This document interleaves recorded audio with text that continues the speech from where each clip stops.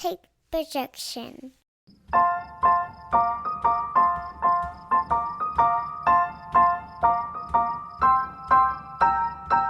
Welcome to Check Your Shelf, the official book podcast of the Alabama Take Network. I'm your host, Jamie, and I'm here with my co-host, Jennifer. And this episode, we're discussing several different things, including our top book picks of 2023. How does it feel to be back on the podcast after a nice long break, it's Jennifer? so exciting. I mean, I missed it so much. We just had such a hard time. You were so busy and life was happening. And so Jamie and I have decided we're going to attempt these podcasts not face-to-face. So I'm at my house, she's at her house, and we're missing each other, but we're keeping on. Yeah, because we have quite the commute to get to each other to podcast. So we think that this is going to save some time and simplify and allow us to record. But we'll be face to face every once in a while. And this will allow us to have more episodes. So, which is what we wanted. Yeah, which is what we want, and which I will never say again, because every time I predict, like when we're like, this is what we have coming up, like you can just go ahead and stick a pin in it because I've ruined it. I've jinxed it. It's not happening, or it's not happening when I think it's going to happen. So, but yeah, so I'm excited to try it in this format and see if we can maybe get some extra episodes. I hope so. I do too. Okay, so let's start with you had really good ideas for what to talk about this month. So where do you want to start? So let's start with our book of the month. Like our box. Okay, that's good. So I actually skipped January.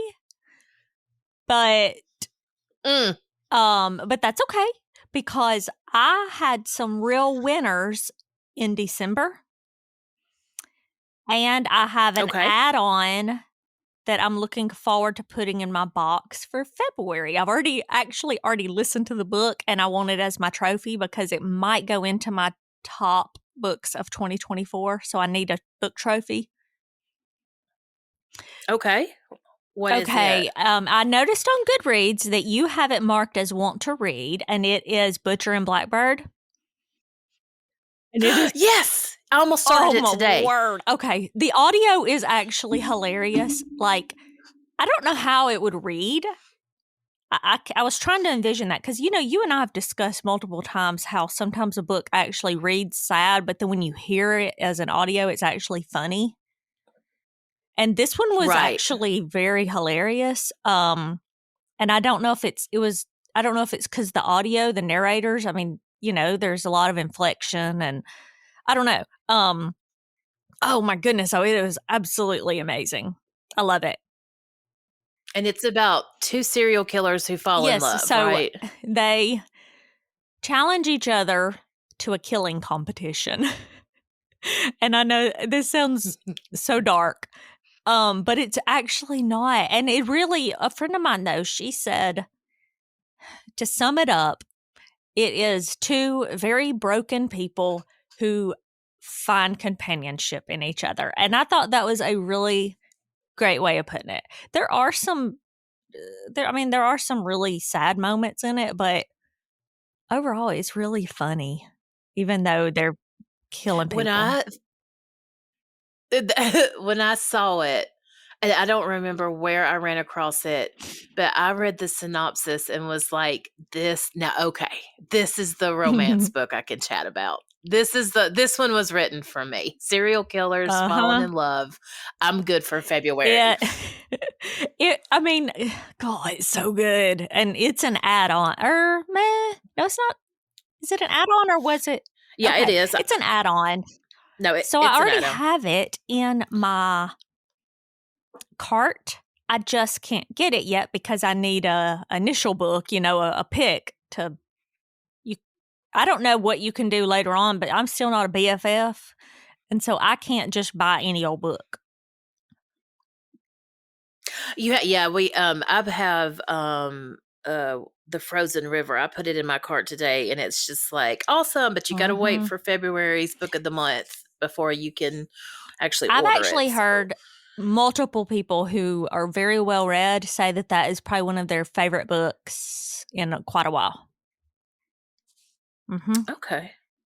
So, and it's Butcher and Blackbird by Bren Weaver. Butcher and Blackbird. And it is the first in the Ruinous Love trilogy.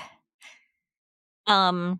There will be 3 books. Audio is done in duet format, which I love duet. It's like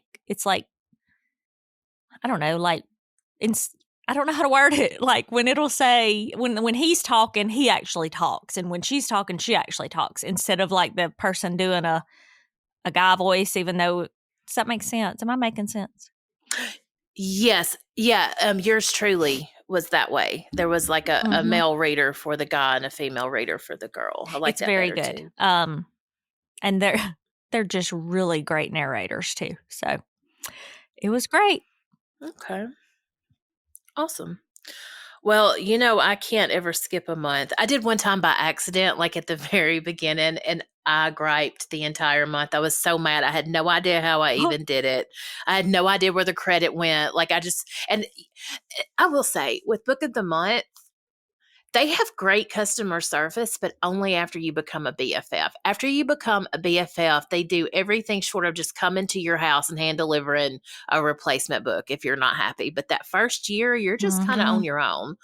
And that's when I accidentally skipped my month. That's where I am right now. I have one box left to be a BFF, which you and I discussed this. So February puts me at BFF status. So I bet I will not receive the extra Book of the Year book this year. I bet I have to wait a year.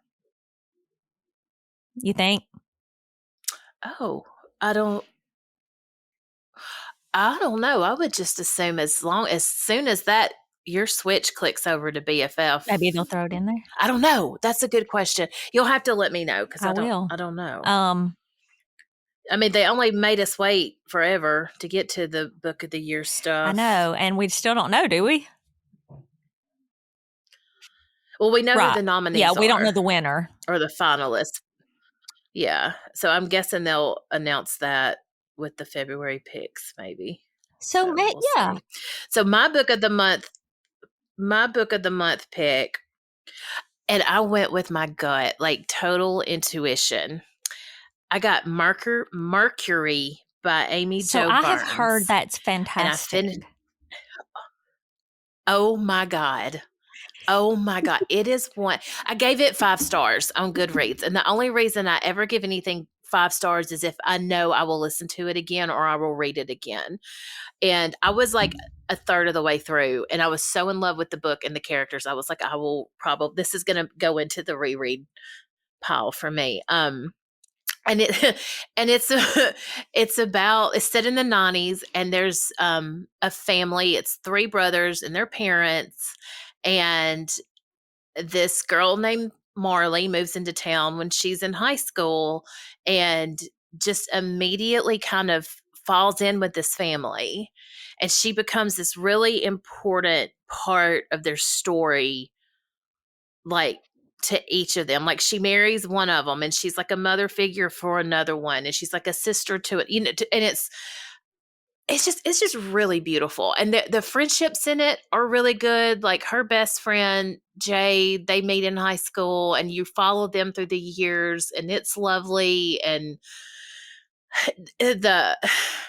my favorite part of the book was the relationship she has with the youngest brother.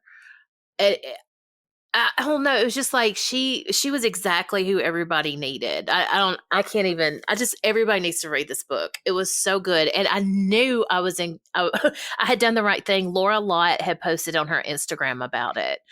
So I had to text her today, and I was like, I finished it. It was so good. I was like, I don't know if I need to call my therapist. No, you already unpacked a lot yesterday. So I had to look just now. I'm now part of Libro, the audiobook company. I'm part of their influencer program where I get free audiobooks. And it was actually one I could have gotten last month for free. They put out new ones every month. So I didn't pick it. So now I'm going to have to find it, because I want to listen to it now or read it or something. Yeah. Yeah, the audiobook is excellent. I went back and forth with it, and it was really good. It's funny though that we're talking about that, because I kept thinking if they had had different Oh, yeah. narrators, like it would have been even better, because it's just a female reading the whole thing. And the book's not perfect. Like as I was reading it, I was like, ooh, she really needed to go into more depth to make this connection, and she really could have done a better job, fleshing this character out. But I mean, ultimately it was just a 5-star book. So I was very, very happy. And I also got the Fury. Yes, I have seen that everywhere. The Fury by Alex Michaelides, and I have not started it. It's a thriller, yet. right? But I've heard it's like really good. I don't even know what it's about. I can't remember. I did start Northwoods. It was an add-on. I did not buy it, but I got it from the library, and because I haven't read anything with murder in it for a minute. So well, there was one I got that one too. I think. Let me look. There was one I thought about getting, but then I swear I think I'm supposed to be getting a copy of it from Simon and Schuster, so I didn't. I think it's called The Bullet Swallower. Have you seen that? Oh, yeah. Isn't that? Yeah, that was one of January's selections. Yeah. I was gonna make it mine, and then I was like, I think I'm supposed to already be getting this from somebody for free, so I didn't. But it has like magical realism in it, which is one of my favorite things. It says, "Hold on to your hat, cowboy. The bullets whiz freely and magic hides within everything in this epic family border saga." It sounds fun. Yeah, it does. You'll have to let us know if I ever get to it. Okay. Well, and I guess we should say that one of the reasons we released so late this month is because I wanted to have a chance for us to get the book of the month and get it in, and hopefully get at least one of the ones we get read before we do the podcast, so we can kind of talk about it each month. Because I live in I'm constantly behind. Like I will read book of the month books all the time, but I'm reading the one I got like June of 2022 that I never picked up. So this way I kind of stay I still have current. four that I haven't read and from this one year. So it'll be okay. That's right. That's okay. You read a lot. Yeah, you read a tremendous amount of books. So I feel like you get a total pass. Yeah. So yeah, that actually made me sit and kind of think. I was trying to decide if I wanted to renew my subscription because there were so many I didn't read, but the add-ons alone make it where I don't know. I don't want to end my subscription. I want to keep going. They have great add-ons. Well, and I'm so picky about fiction. Like just having the opportunity to get something every month where there is a 95% chance I'm going to like it. That's a real big deal. Yeah, for me. I haven't in this 1 year that I've been a member, I have not had a book that I didn't thoroughly enjoy. Might not have been 5 stars, but I liked it enough that I would recommend, the book to people each month.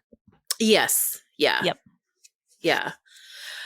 Well, do you want to go into our 2023 favorites? Yes. Okay. So, I will preface this by telling our audience that earlier today I sent Jamie a picture of my notes, and for this one book alone, I wrote an entire page of thoughts on it. So I'm going to try not to be long-winded. I read this 3 times this year because I loved it so much. I know. Oh my God. I know. The first time I'm going to tell you, the first time I read it, I didn't like it, but it also, I don't know how to, all I can say is like it got under my skin and I couldn't quit thinking about it. And so I wanted to read it again, knowing how it ended, because the whole time I was reading it, I thought it was going to end in like a tragedy. So I'll just explain. So it's Alone with You in the Ether by Olive E. Blake. And I think it's categorized as romantic academia. Both characters are like super duper smart, and they both have mental disorders. Like he's OCD, she's bipolar. She has a court-ordered psychiatrist because she was arrested for counterfeiting art. He like compulsively thinks about time travel, and his 3 things he compulsively thinks about are time travel, perfect circles in nature, and bees. So they're both like they're just very intellectual. And when they meet, it's like they finally have met this person that makes them feel seen, because no one like gets them, because they're both neurodivergent and all of that. Okay, so they agree to have 6 conversations. And she's like, 6 conversations is not going to make us know each other. But throughout these 6 conversations that they have, they become very close and they fall in love, because it is a romance. And but this whole time it felt like the trajectory was going towards like a negative ending, because they're both so messed up. Both of these characters are just messed up people. And I kept thinking, there's no way this is going to have a good ending. And that kind of like tainted my first read, because the whole time I had this feeling of like foreboding, like something's going to happen to one of these characters. This is not a happy ending book. So, Right. but one thing too, I did have to look down at my notes just now. So, one thing that I thought the author did brilliantly, and I think this is actually a turnoff for some people, she made the writing style reflect the mental disorders of the characters. Like it might jump from first person and then to third person. And the writing suddenly feels like, when you're reading it, you feel like it feels manic, like if someone was having a manic episode. And it reflects the personality of the person, the writing style she picks during that moment in the story. But it is a romance, and that is not going to appeal to everybody, but it is so beautiful. And I've never been one of those people that annotates. I didn't even really know what that was until this year, where you have all those little like sticker thingies that hang out of your book to show where you've underlined. And have you done that? Do you know what I'm talking about? Yeah, I know what you're Well, talking I had about. never been one of those that annotated. So my second go round on this book, I filled it up with little sticky tabs. Actually, I listened to it and read, like whenever I would hear it on the audiobook, I would run and get my book and like underline it and stick my sticky tab in there. But both characters, so the female character, she's kind of hard to like, but the male character, his name is Aldo, and he's just precious. And he's got this precious father relationship, like a relationship with his father. And I don't know, it was just a beautiful story of some messed up people. And I'm an author's note reader. Do you read author's notes? Okay, Yeah, so at the end, I read the author's note, and I think this book was a little bit autobiographical, because all the bipolar disorder and a lot of the same scenarios happen. Like the author has bipolar, she's not medicated for it. So I feel like she pulled from that tremendously in writing this character. So that maybe that made it feel very real as well. But I don't know. This is one of those books I've noticed from Goodreads that people either love it and it's like their ride or die book, or they hate it. There seems to be no in between. Olive E. Blake. So she's most well known from the Atlas 6 series. I think that's the name of it. I haven't read it. She kind of writes like academia. It's like fantasy academia, that series is. But But yeah. So that I love that book so much that I have 7 copies of it.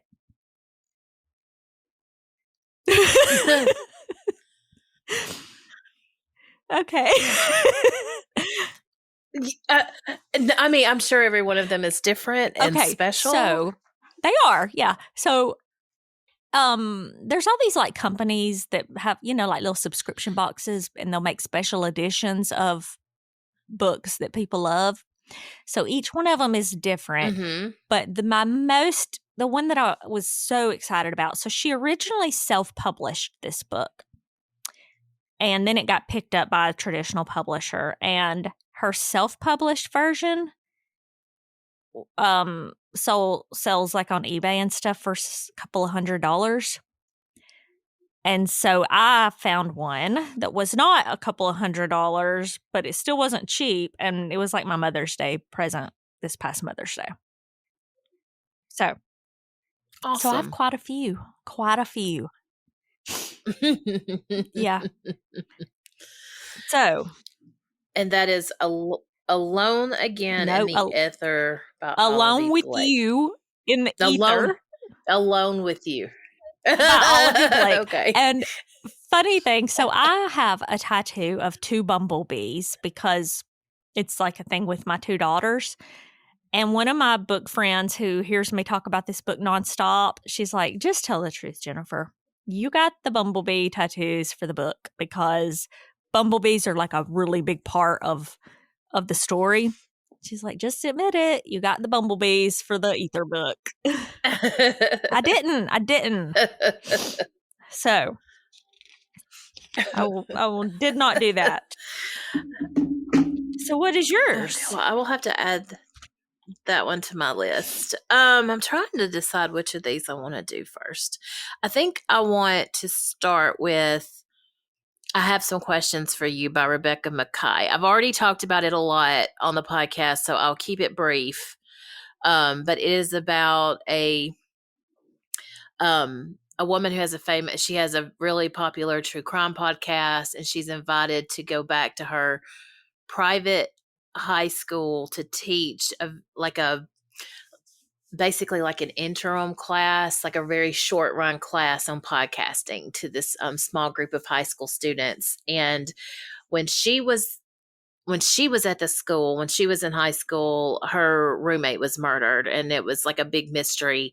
And she's back and she's thinking about that again. And then a couple of her student podcasters are wanting to do a podcast about it. So it's like that whole mystery gets reopened, and it's so good. And it's told like, when like her story from the 90s is it's one timeline, and then the present day is another one where she's there as a teacher. And it's so well written, and it's a page turner. Like it's a really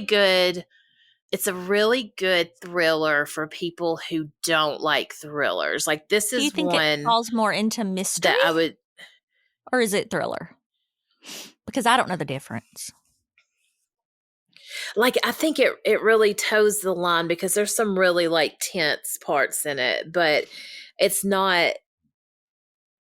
I guess it's more about the mystery than the murder. Like my mom had texted me a while back and asked about like good books for people who want to start reading thrillers, and this is one that I would definitely recommend. And it's a big old book too. Like you gotta you know how I feel about those. I'm looking at the page numbers. But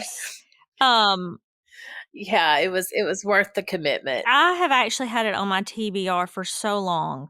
And then you keep talking about it, and I'm like, why have I not just jumped in and read this? Okay. It's on the NPR Books We Love list for 2023. I did also see that when you sent me that list the other day. 438 pages. So that's a midway chunky book. Yeah. It's a chunky book. Yeah. Yeah. But I Have Some Questions for You by Rebecca Makkai. MAKKAI. Okay, what's your next one? Okay, so I feel like sometimes I'm like a broken record because I mostly really do just read romance, but each one really is different, and I just love them so much. I'm just a romance girly. So, but this one, I will say, my romance books they're not just like all fluff. This one had some serious depth to it. The 7-Year Slip by Ashley Poston. And I love time travel books or like slips of time or like Groundhog Day kind of things. I love that, all that kind of stuff in my books. So the quote, I had to look it up. It says, my aunt only had 2 rules in this apartment. 1, always take your shoes off by the door. And 2, never fall in love, because anyone you meet here, anyone the apartment lets you find, will never be able to stay. Okay, so this is a story about Clementine, and her very favorite person on this planet was her aunt. And every year her aunt would take her on like these exotic travels, and they were the very best of friends. So her aunt dies, and Clementine is like, when this story begins, she's on the other end of some very debilitating grief from the death of her aunt. And her aunt willed this apartment to her. And so she's moving into this apartment that has like it just feels like her aunt all through the apartment. But her aunt always told her, and she didn't ever believe it, that the apartment has a secret, and it can randomly take you 7 years in the past. So one night, Clementine comes home, and she opens the door, and everything looks different in her apartment. She realizes it's happened. And it has taken her 7 years into the past, which was also a time when her aunt was still alive, who has now passed away. So there's this, of course, this is romance. So there's a guy, and they develop a friendship because she's home like for a weekend. But when you leave the apartment, you may never get back to that 7-year time thing. That's why the aunt's rule was never fall in love with someone you meet in the apartment. So this takes us through the back and forth of the time travel and then present day. And I don't really want to spoil anything because there's a lot of little twists, but it's just how the relationship manages to work out with the time travel and all of that. But more importantly, and why it made it to my top list, was her depiction of grief and how you continue. It was very hopeful. It was like, how do you keep on with life when the most important person in your life is not here anymore? And it was like very emotional and raw. And again, in the author's note, I read it afterwards, and she had her first draft of this book, and then her grandfather passed away, who she was extremely close to. So she went and rewrote rewrote the book. And I feel like it shows, like, it just felt very real, and the grief part. And I cried a whole bunch with this book, but it was good. That sounds so familiar. Was that a book of the month? No, pick? but it's been on a bunch of lists this year. It came out during the summer, I think, and it has been on a bunch of lists. I think it was it was a Goodreads Choice Award. It wasn't a winner, but it was in the, in like the final round when we voted. And I'm trying to think. It may even be on this NPR list. I think it is, that you sent me. So you've probably heard of it. It's so good. So good. And tell us the name and author of The that one more 7-Year time. Slip by Ashley Pauston. And her books, Okay. she has a new book coming out this summer, and all her books have a little bit of magical realism in it. That's kind of her thing. So it's just wonderful. Okay. And I have Awesome. 2 copies of it. So they have different covers.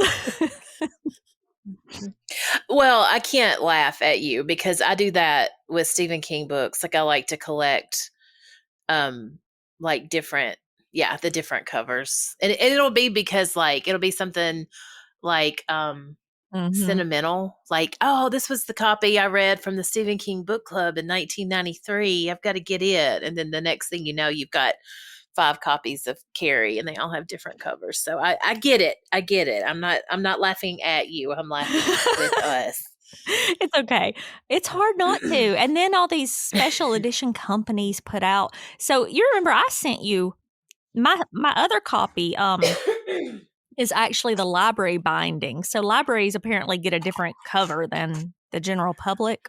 And it was so beautiful. Yes, It was just so like the original cover captured one part of the story, I guess you could say, but then the library edition had a whole other part of the story on the cover. Does that make sense? Oh, that's neat. Yeah. Like there's cool. there's 2 pigeons that are a very important part of the story, and they're on the they're like they have a little section on the library edition. I don't know. So they're both just beautiful. And it's a beautiful book. Awesome. I'll have to put that on my list.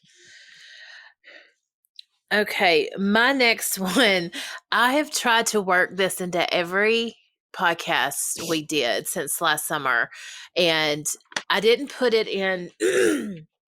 I didn't want this to be like a throwaway book, where it's just like, what are you reading? Like it's very good and important. So like I've saved it for this list. So it's one that I will not have probably even spoken about yet.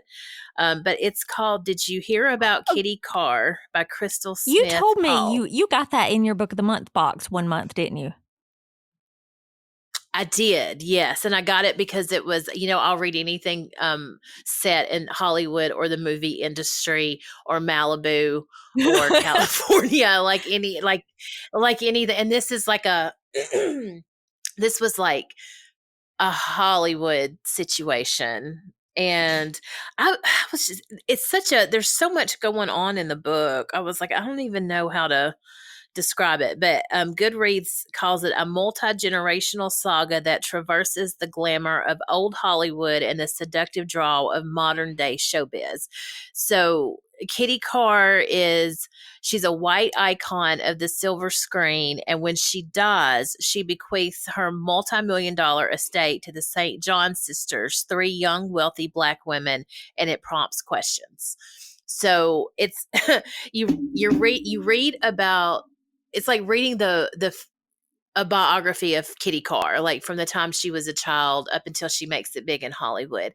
And then the whole time you're like, what is her connection to these sisters? Because you're like, at the same time, you're reading about them in a different timeline.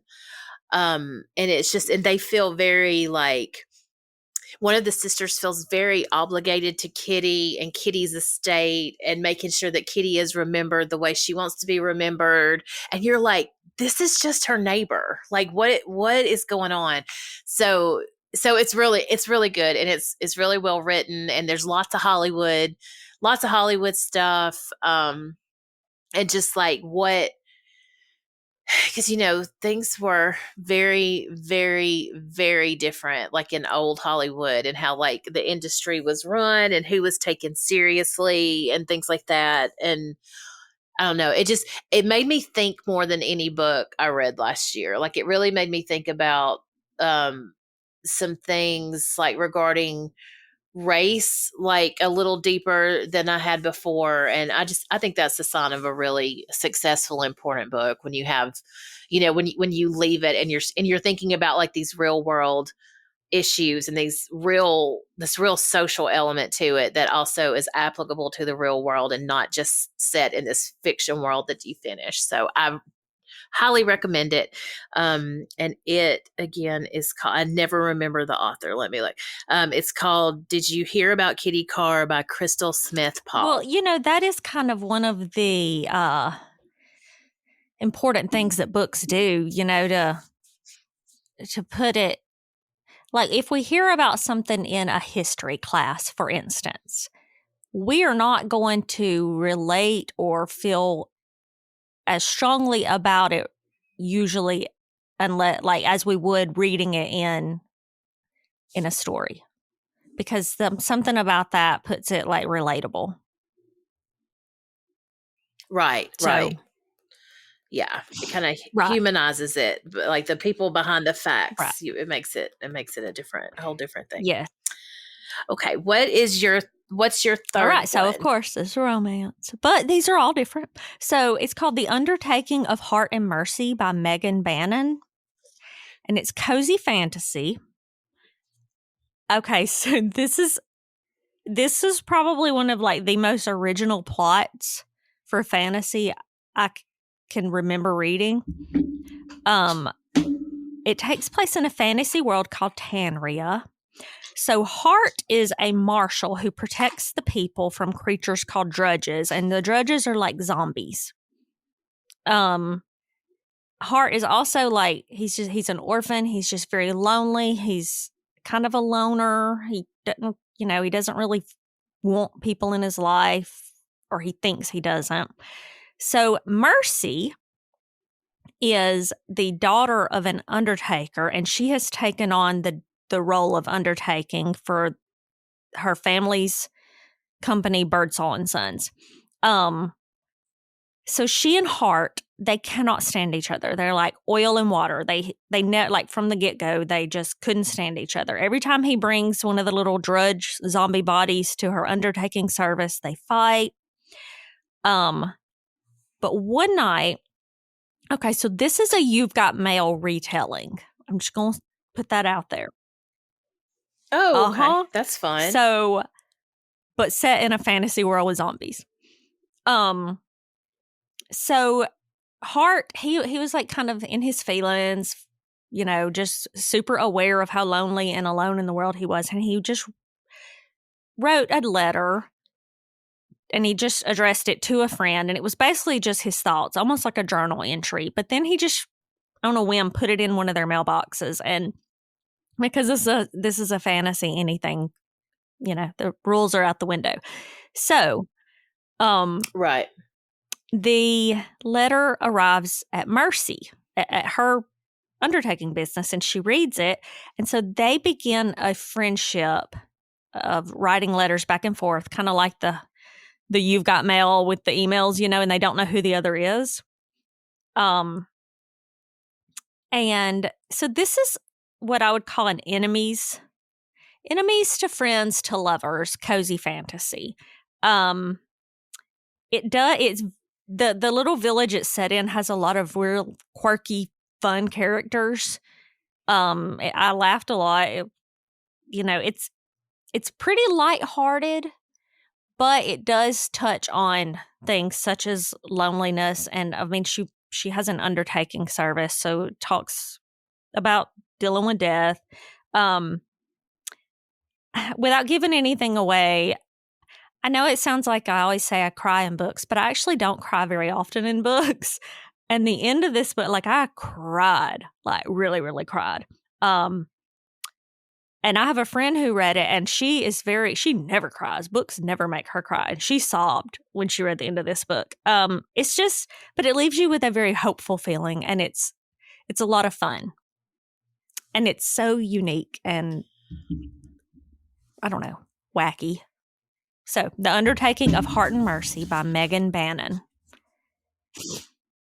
Okay, I'm definitely adding that to my list, because that cozy fantasy's got me ever since that Legends and Lattes book absorbed everything in my brain for the first time I read a cozy fantasy, I didn't like it because I thought I'm so used to reading very high stakes fantasy where it's like an end of the world situation, you know?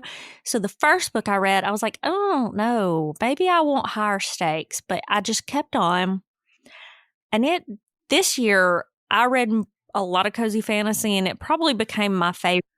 I guess that would be called a subgenre, would you say, of fantasy?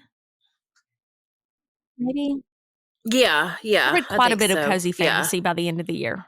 And cozy fantasy means like, I mean, there is obviously a problem that has to be solved with any book. But the problem isn't going to cause destruction of the entire universe like an epic fantasy or a regular fantasy. This is a lot lower stakes.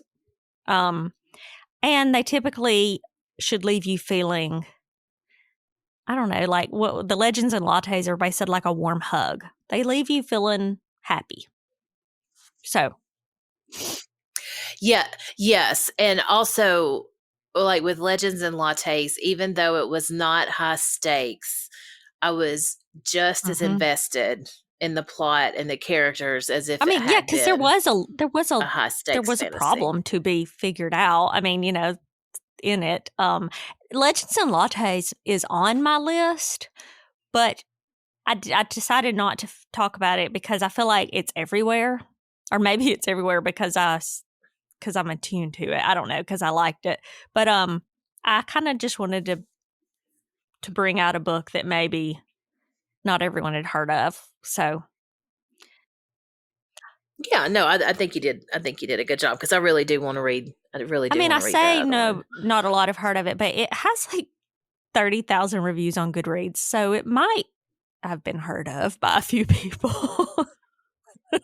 30,000 people have reviewed it, so 30,000 people were down with it. Okay, yeah, cool. Well, my last one is The Last Word by Taylor Adams, and it is like the thrilleriest thriller that I read last year. It was absolutely terrifying.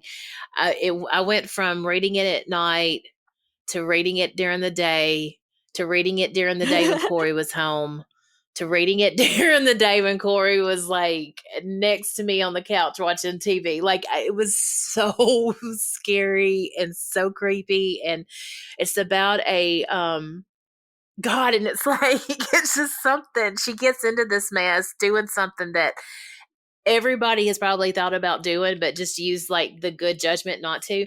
She's house sitting in this isolated place. She's only got one neighbor within like sight difference and within sight distance, sorry. And she reads a book and it's total garbage and she trashes it in a review on Amazon. So the author reaches out to her and is like, hey, this is like my livelihood. I'm sorry you didn't like my book, but could you please take it down? And she just digs in and refuses to do it. And then all of a sudden, crazy, scary stuff starts happening at this house that she's house sitting, by herself in this isolated place. And you're like, is it the author?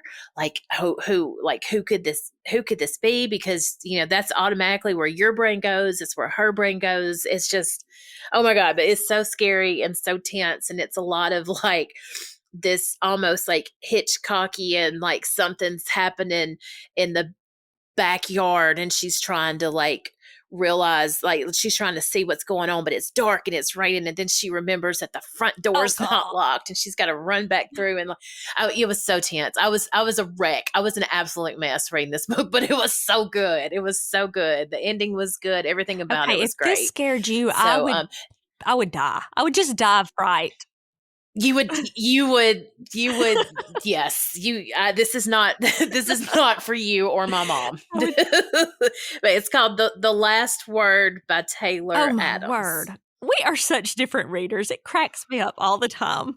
I want all the happy butterflies, and you want to be scared out of your wits. Yeah. Oh, goodness. I just don't like to get bored. I think that's why I liked Mercury so much. Is like if I'm reading just like a regular fiction book or an historical fiction book, there's going to be somewhere where I'm just a little bit bored, and I wasn't bored I at all bet. through the book. So,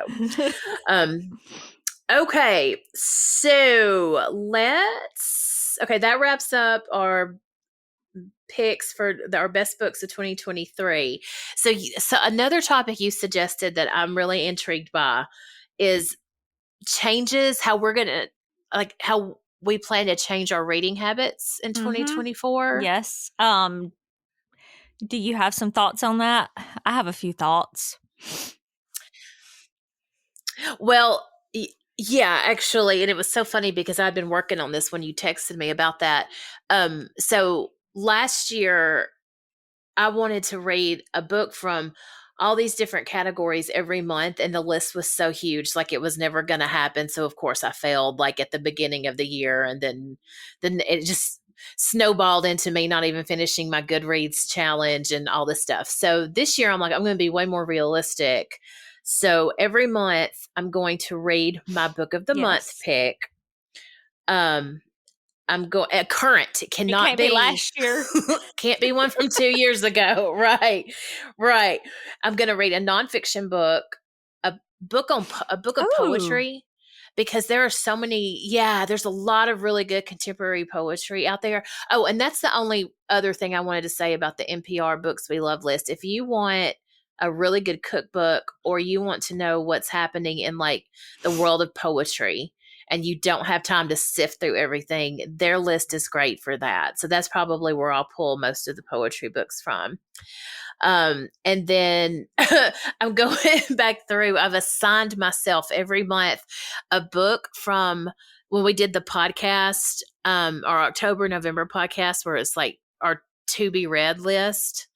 And we did 12 each over those 2 episodes. So I've assigned, like, I have to read those. I can't just talk about it. I have to follow through. So I'm doing that. I've thought about that too. And then my last one, I think you're going to laugh so hard at this. So I was like an early adopter of Goodreads. I have been on there forever, and I'm pretty sure I'm on my second account. So even as far back as this one goes, I had another one that I think I've probably been on Goodreads since 2008. Wow. Yeah, so I have a very extensive to be read list. So every month I'm picking a number between like 1 and a trillion or whatever, and I'm swiping up on my phone on my to be read list in Goodreads that many times, and then I have to pick a book from wherever I land. That is so fun. I want to do that.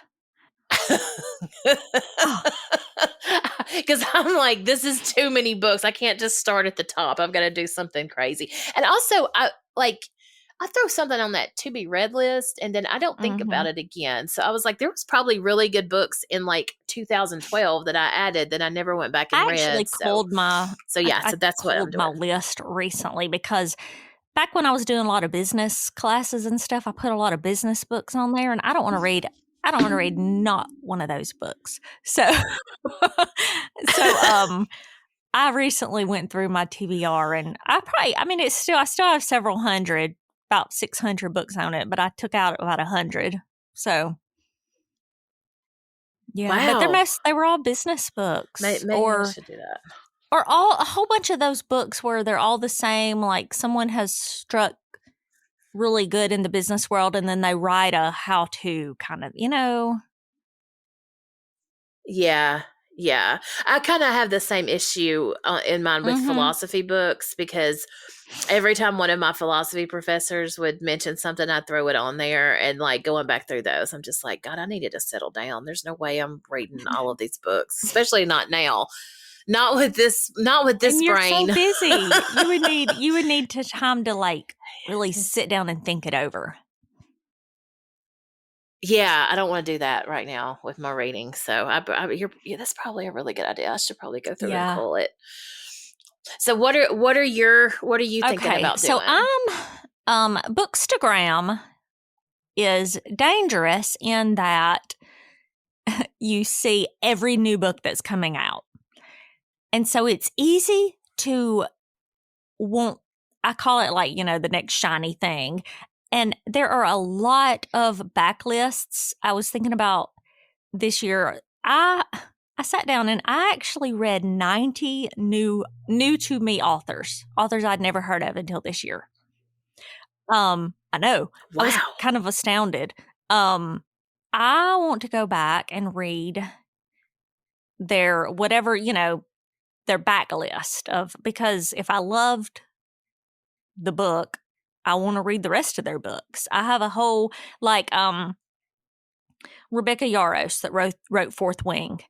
Well, she's written a lot of stuff besides Fourth Wing, and I want to read her backlist. I loved Rebecca Ross's Divine Rivals duology, and I've heard that all her other books are equally good. So I just want to read a lot of backlists.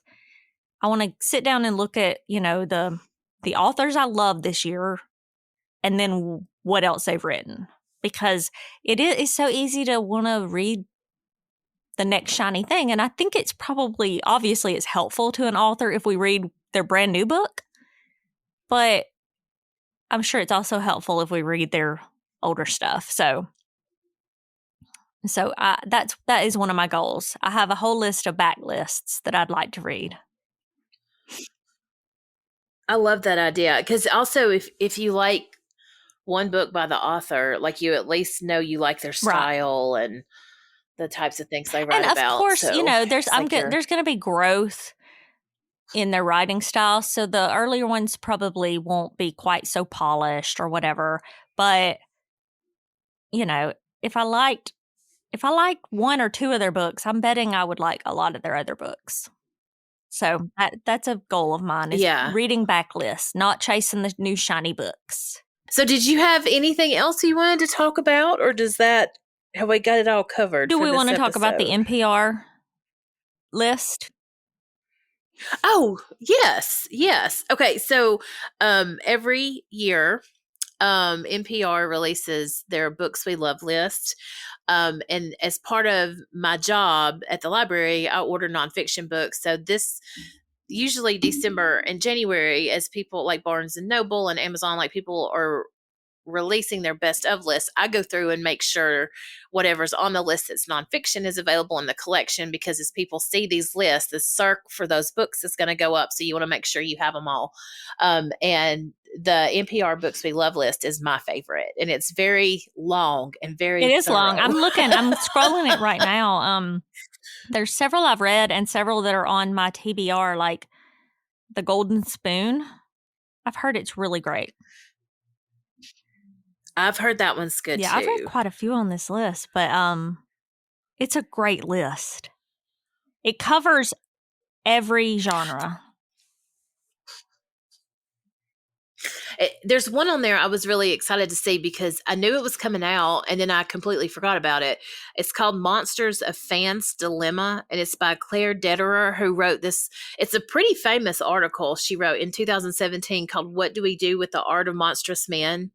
And it's, basically about if you have, I think it was written it was in 2017. So that was probably pre-Me Too, but we were already thinking like in terms of, oh, okay, well, this guy was a real terrible human, but he wrote this beautiful book, or he was a great movie director. Like what do we do? Like, how do we justify that? And then also, or I don't know if it was, I guess it probably was around that time, like everything was coming out, like J.K. Rowling couldn't keep her mouth shut on Twitter. So I was working with a lot of teenagers who were kind of, really torn between, this is my favorite book series, but this person, basically, I feel like she hates who I am fundamentally. So it's like, what do you do with that? And then how do you have that conversation? So, but yeah, that book was on the list. So I've got it ordered. Actually, I ordered it and I checked it out. I have it in my living room right now. And then one other one that I wanted to point out, one of the other nonfiction, is a book called Rough Sleepers by Tracy Kidder. And it is about a doctor in Boston who provides health care. And he creates this like healthcare network for homeless homeless people. And it was so good. And the doctor, I think his name is Jim O'Connell, like he just kind of fell into this job because of his empathy for other people. And it's just really,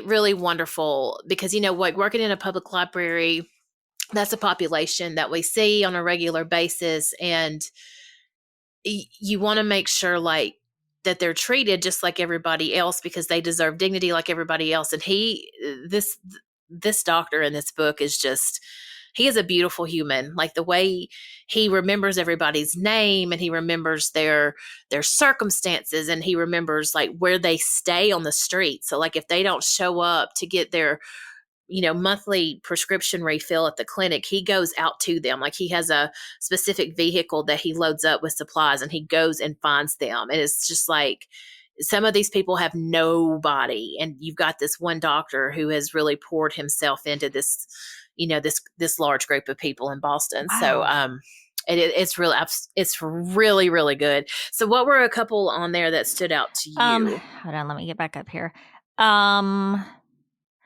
Okay, so The Golden Spoon, because I realized this year that I do like, I like cozy, and The Golden Spoon falls under cozy mystery.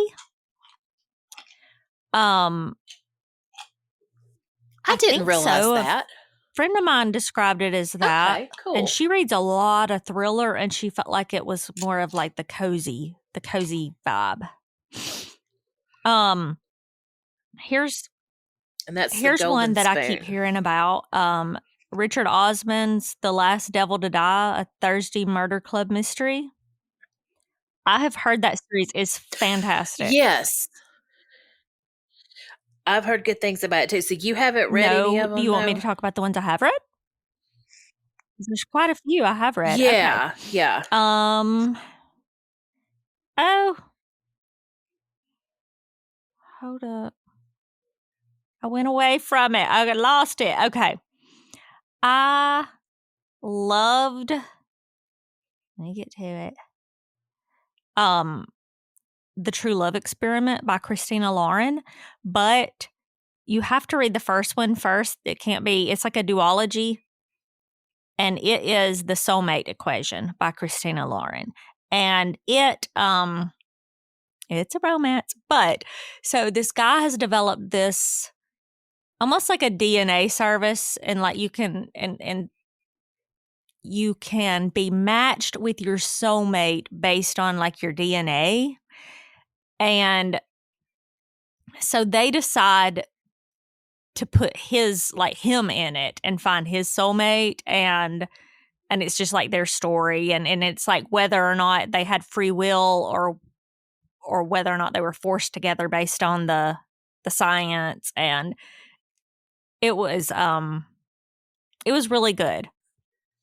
None of this is true. Okay, so I've kind of seen mixed reviews of None of This Is True, and I think this might be an audio versus eyeballs on the page situation, because the audio it's surrounded by a podcast, and like this podcaster gets this woman on her show, and you slowly realize like the woman nothing is what you think about the woman, and she's telling her story of her life, and it's like this messed up story with her children and her husband, but it's done like a podcast, like podcast interviews, and that made it so entertaining for me.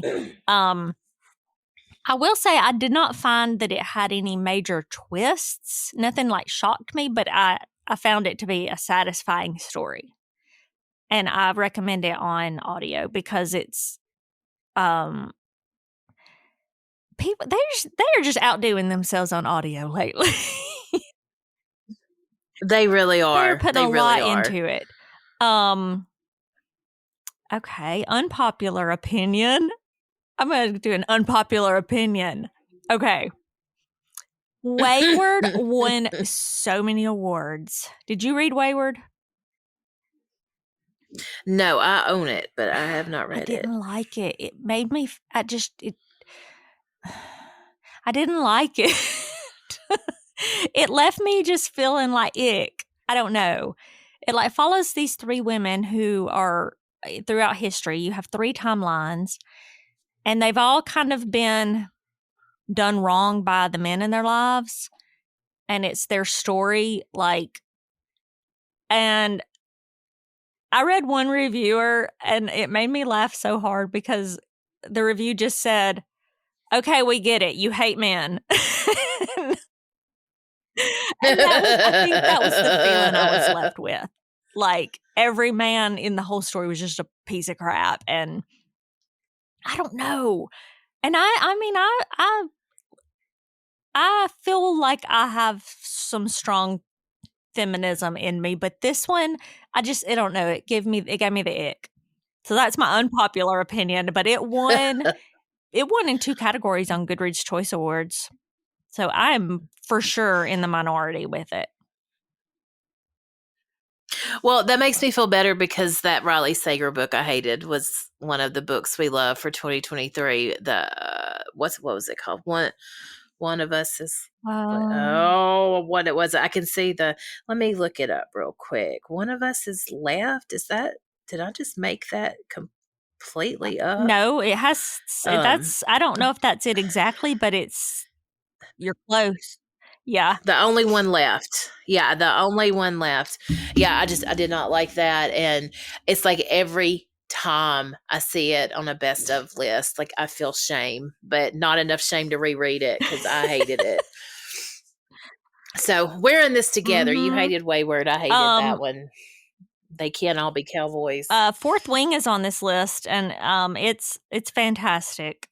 I always recommend if you like fantasy, Fourth Wing is a very easy, approachable fantasy book. I have seen so many people say, I don't even like fantasy and I love Fourth Wing. I think it's easy to follow. It's not hard on your brain. Have you read it yet? I'm trying so hard, Jennifer. That was one of the things I was gonna tell you about the other day when we were talking. I cannot get into it. Like, and I'm trying really, really hard. But that main character is just, I just want her to calm down. And I don't know. I feel like I'm not to the point where I love it yet. And to be fair, I started Harry Potter 4 times. Like the Sorcerer's Stone, I started 4 times. And it was that 4th time where I kept reading past, Hagrid, getting him to Hogwarts, that I was like, okay, I love this. So I'm going to read it. I'm going to finish it because there's got to be, it's coming. I like everything like that other people like that much usually. So, well, I didn't like the second book, so don't feel too sad if you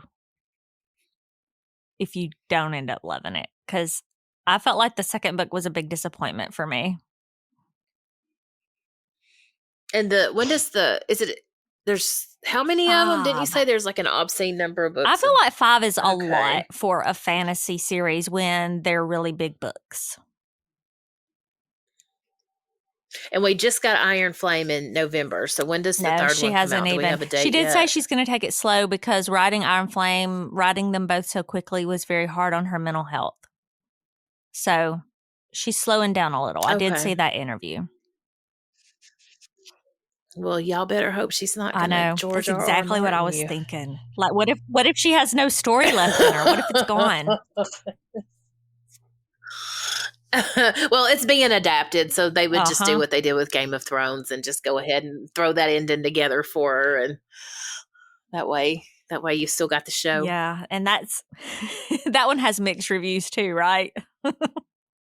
That ending. Yeah. Okay, the last one that I'm seeing that I loved, my daughter and I actually both loved it. Emily Wilde's Encyclopedia of Fairies. So I think about Anna Faith every time I see that book. She loved it at the library.